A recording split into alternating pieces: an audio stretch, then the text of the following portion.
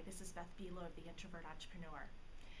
Every year, there are some people, probably thousands across the world, that I would consider certifiably insane, who leave the comfort of their warm, cozy beds on New Year's Day at the crack of dawn.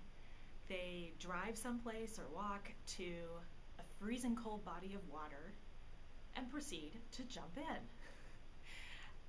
Talk about, I just think what a shock to the system.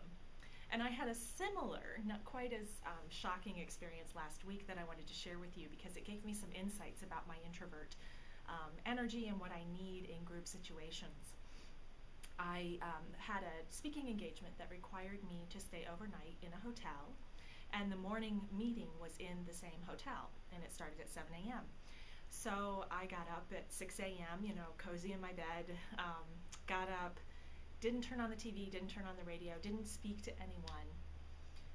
Went down in the elevator at 7 o'clock, got off the elevator, quiet, walked down the hall, and then boom, it was like the icy cold water of lots of women, lots of people chatting and laughing and having a good time.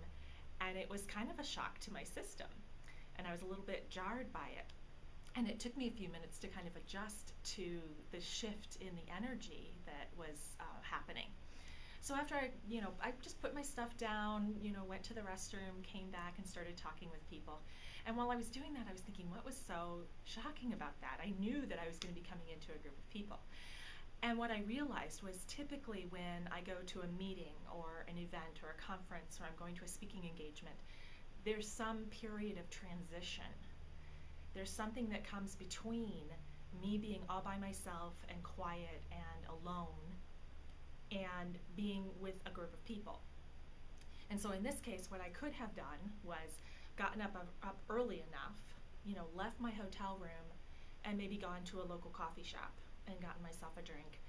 And that would have at least put me out in the energy of other people and helped me transition and ease into being in that group.